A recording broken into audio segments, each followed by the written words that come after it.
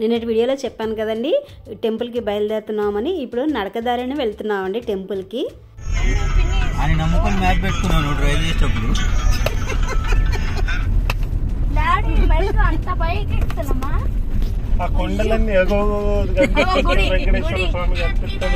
నడకదారి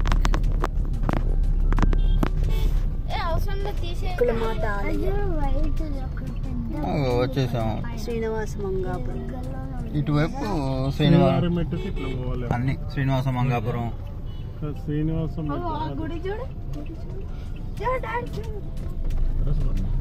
right. ఇప్పుడు నడకదారి ఎక్కడ?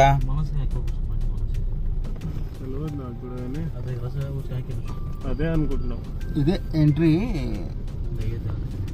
పక్కకు ఆపుతాడా డబుల్ ఆపుతాడా? ఇక్కడ ఎక్కడ ఉంటది. వేర్ సీట్ బెల్ట్ అంట. రైట్ కు ఉంటది. డాడీ వేర్ సీట్ బెల్ట్ అంట. వేసుకో డాడీ. వేర్ సీట్ బెల్ట్ అని బోర్డు. ఇది ఎంట్రన్స్. ఇక్కడ పక్కకు ఆపేసి చెప్తాం మేము. ఇదా ఈ నుంచి ఎక్కాలి. హాయ్ అండి, అందరూ ఎలా ఉన్నారు? Welcome back to my channel. నడకదారి నుంచి వెళ్ళాలని నాకు మొక్కుందండి, అందుకనే నేను స్టార్ట్ చేశాను నడుచుకుంటూ వెళ్ళాలి అని చెప్పి. నాతో పాటు మొత్తం అందరూ వచ్చేసారనమాట. నాకైతే భలే హ్యాపీ అనిపించింది. నేను సర్జరీ చేయించుకుని 1 year అయిందండి. నాతో పాటు ఇంకో అమ్మాయి కనిపిస్తుంది, కానీ ఆ అమ్మాయి అయితే 2 months అయిందండి. ఊరుకోండి, ప్రతిదారికి వెళ్ళిపోండి ఉండండి, నేను వెళ్ళిపోతాను. రండి.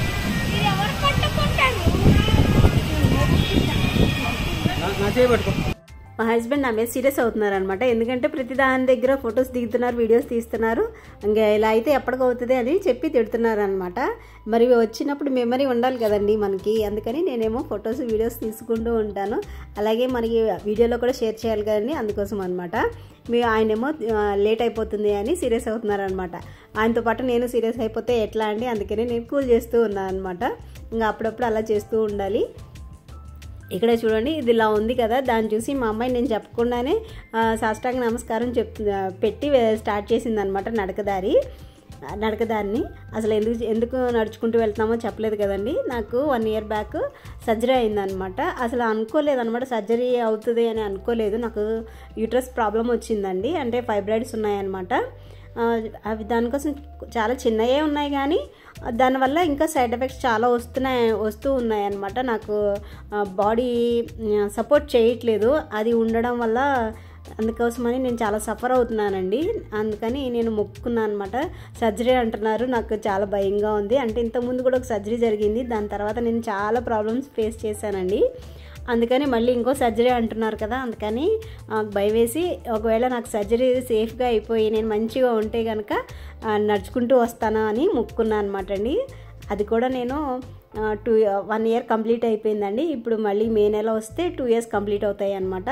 ఇప్పుడైతే నేను బాగానే ఉన్నాను, కొంచెం పెయిన్ ఉంది కానీ బాగానే ఉన్నాను. అందుకని నడుచుకుంటూ ఫస్ట్ నేను ఒకదాన్నే వెళ్దాం అనుకున్నాను, కానీ హస్బెండ్ కూడా వచ్చేస్తా అన్నారు. మేమిద్దరం ఉంటే మా అమ్మాయి ఉండదండి, అందుకని మా అమ్మాయి కూడా వచ్చేసింది. ఏడుస్తుందేమో అనుకున్నాను, కానీ పిల్లలు కూడా ఉన్నారు కదండి, అందరితో పాటు ఆడుతూ పాడుతూ ఎక్కేసింది అనమాట. ఎందుకంటే 9 kilometers 3550 మెట్లు అండి.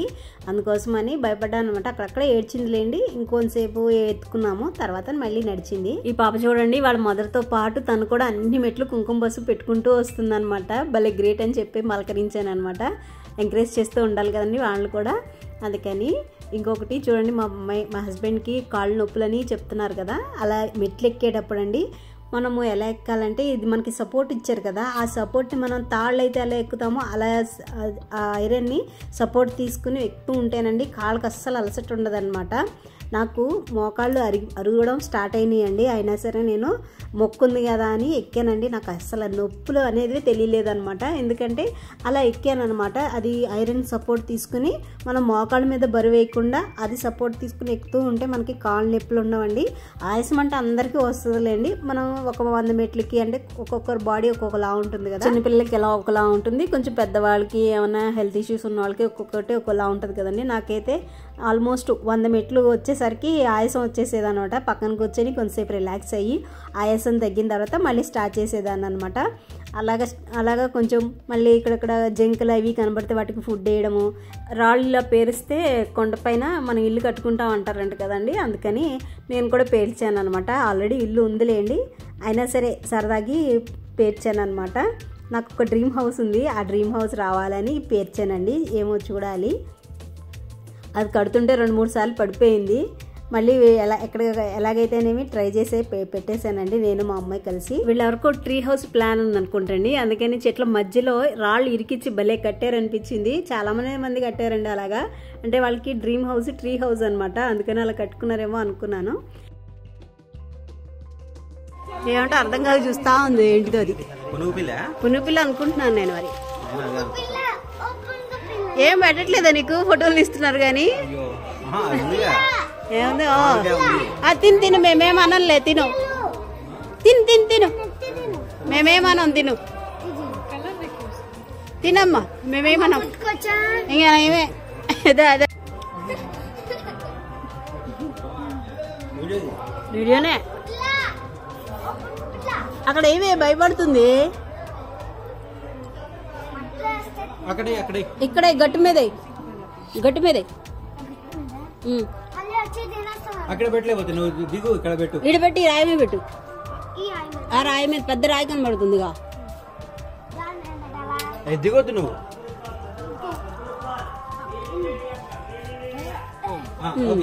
దావచ్చే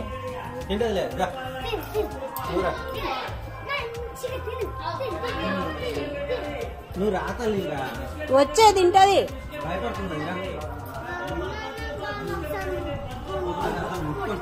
భయపడ కొండపైకి వచ్చేసరికి చూడండి మేము 1 గంట అయిందండి. అయినా సరే ఇంకా మంచు పోలేదన్నమాట, అంత ఎక్కువగా ఉంది. ఇంకా చలి అయితే ఏం లేదులేండి, అంటే మాకు హైదరాబాద్లో బాగా ఎక్కువ కదా, ఆ చలితో పోల్చుకుంటే ఈ చలి మాకేం అనిపించలేదు అనమాట. చాలామంది అక్కడ ఉన్నవాళ్ళు చలిగా ఉంది అంటున్నారు కానీ మాకైతే చలి అనిపించలేదు. ఇది ఎక్కడ అంటేనండి మోకాళ్ళ పర్వతం ఉంటుంది కదండి, దానికంటే ముందు అనమాట.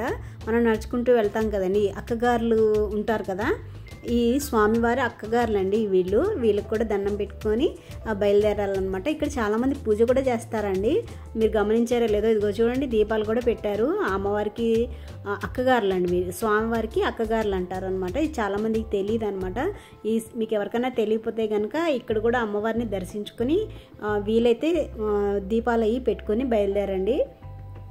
మేమైతే దండం పెట్టుకున్నామండి, దీపాలు అయితే ఏం వెలిగించలేదు, పూజ అయితే ఏం చేయలేదులేండి. దూరం నుంచే దండం పెట్టుకుని స్టార్ట్ అయ్యాం అనమాట. ఇక్కడికి వచ్చేసరికి చాలా పెయిన్ అనిపించింది, ఎందుకంటే ఇవి నిలువుగా ఉంటుందండి, అందుకని మాకు కాళ్ళు కొంచెం పెయిన్ అనిపించింది. అది కాకుండా మా అమ్మాయి ఏమో ఏడుస్తూ ఉందన్నమాట. ఇక్కడికి వచ్చేసరికి కొంచెం నిలువుగా ఉంటుంది కదండి, అందుకని ఎత్తుకోమని ఏడుస్తుందన్నమాట. ఎలాగైతే ఎక్కేసి వచ్చామండి. వచ్చేసేసరికి మేము 9కి స్టార్ట్ అయితే 2:20 అయిందండి. టైం చూపించాను కదా, అంత టైం అయిందనమాట. ఇంకా మీకు కాస్ట్ బౌన్లో ఇచ్చారండి, మేము ముందే బుక్ చేసుకున్నాంలేండి రూములు.